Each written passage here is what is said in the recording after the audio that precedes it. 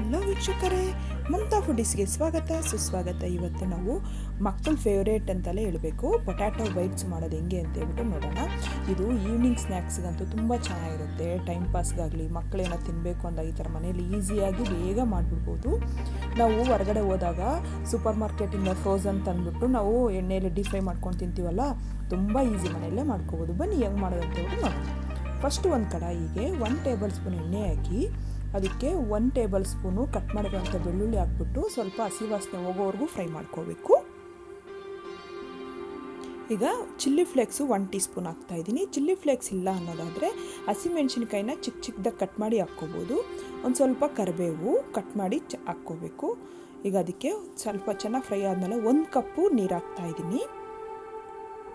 ಅದನ್ನು ಚೆನ್ನಾಗಿ ಮೊರಳೋಗಿ ಬಿಡಬೇಕು. ಅದಕ್ಕೆ ಉಪ್ಪು ರುಚಿಗೆ ನೋಡ್ಕೊಂಡು ಹಾಕ್ಕೋಬೇಕು. ನೀರು ಚೆನ್ನಾಗಿ ಕುದಿಯೋಗಿ ಬಿಡಬೇಕು. ನೀರು ಚೆನ್ನಾಗಿ ಕುದೀತಿರೋವಾಗ ನೋಡಿ, ನೀರು ಕುದೀತಾ ಇದೆಯಲ್ಲ, ಇವಾಗ ನಾನು 1 ಕಪ್ಪು ಅಕ್ಕಿ ಹಿಟ್ಟು ಹಾಕ್ತಾಯಿದ್ದೀನಿ. ಯಾವ ಕಪ್ಪಲ್ಲಿ ನೀರು ತೊಗೊಂಡಿರ್ತೀವೋ ಅದೇ ಮೆಜರ್ಮೆಂಟಲ್ಲಿ ಅಕ್ಕಿ ಹಿಟ್ಟು ಹಾಕ್ಕೋಬೇಕು. ಮಾಮೂಲಿ ಅಂಗಡಿಯಲ್ಲಿ ಸಿಗುತ್ತಲ್ಲ ಅದೇ ಅಕ್ಕಿ ಹಿಟ್ಟೆ ಹಾಕ್ತಾಯಿದ್ದೀನಿ ನಾನು. ಹಾಕ್ಬಿಟ್ಟು ಅದನ್ನು ಲೋ ಫ್ಲೇಮಲ್ಲಿ ಇಟ್ಬಿಟ್ಟು ಚೆನ್ನಾಗಿ ಮಿಕ್ಸ್ ಮಾಡ್ಕೋಬೇಕು.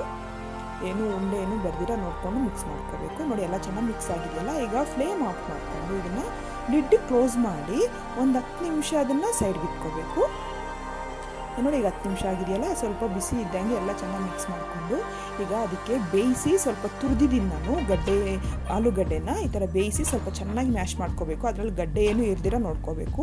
ಹಾಕ್ಬಿಟ್ಟು ಆಲೂಗಡ್ಡೆನ ನಾನು 2 ರಿಂದ 3 ಆಲೂಗಡ್ಡೆ ತೊಗೊಂಡಿದ್ದೀನಿ. ಮೀಡಿಯಮ್ ಸೈಜ್ 2 ಆಲೂಗಡ್ಡೆನ ಈ ಥರ ಸ್ಮ್ಯಾಶ್ ಮಾಡಿಬಿಟ್ಟು ಚೆನ್ನಾಗಿ ಮಿಕ್ಸ್ ಮಾಡ್ಕೋಬೇಕು. ಅದೊಂದು ಸ್ವಲ್ಪ ಬಿಸಿ ಇದ್ದಾಗೆ ಮಿಕ್ಸ್ ಮಾಡಿಬಿಟ್ರೆ ಚೆನ್ನಾಗಾಗುತ್ತೆ. ನಿಮಗೆ ನೋಡಿ ಈ ಥರ ಆಗಿದೆಯಲ್ಲ. ಈಗ ಅದಕ್ಕೆ ಒಂದು ಸ್ವಲ್ಪ ಕೊತ್ತಂಬರಿ ಸೊಪ್ಪು ಕಟ್ ಮಾಡಿ ಹಾಕ್ತಾಯಿದ್ದೀನಿ. 1 ಟೇಬಲ್ ಸ್ಪೂನು ಎಣ್ಣೆ ಹಾಕ್ತಾಯಿದ್ದೀನಿ. ಹಾಕ್ಬಿಟ್ಟು ಎಲ್ಲ ಚೆನ್ನಾಗಿ ಮಿಕ್ಸ್ ಮಾಡ್ಕೋಬೇಕು. ಇದಕ್ಕೆ ಯಾವುದೇ ರೀತಿಯ ನೀರೇನು ಬೇಡ, ಅಷ್ಟೇ ನಾವು ಕರೆಕ್ಟ್ ಮೆಜರ್ಮೆಂಟಲ್ಲಿ ನಾನು ಹೇಳಿರೋ ಮೆಜರ್ಮೆಂಟಲ್ಲಿ ಮಾಡಿದ್ರೆ ಸಾಕು. ಅದನ್ನು ಒಂದು 5 ನಿಮಿಷ ಚೆನ್ನಾಗಿ ನಾದ್ಕೋಬೇಕು. ಚೆನ್ನಾಗಿ ನಾದ್ಕೊಂಡ್ಮೇಲೆ ನೋಡಿ, ಈ ಥರ ಬೈಟ್ಸ್ ಶೇಪ್ ಮಾಡ್ಕೋಬೋದು. ನಾವು ಯಾವ ಶೇಪ್ ಆದರೂ ಮಾಡ್ಕೋಬೋದು. ಸಿಲಿಂಡರ್ ಶೇಪ್ ಮಾಡ್ಕೋಬೋದು, ಬಾಲ್ ಶೇಪ್ ಮಾಡ್ಕೋಬೋದು, ನಮ್ಮ ಚಾಯ್ಸು. ನೋಡಿ, ನಾನು ಈ ಥರ ಸಿಲಿಂಡರ್ ಶೇಪ್ ಮಾಡ್ಕೊಂಡಿದ್ದೀನಿ.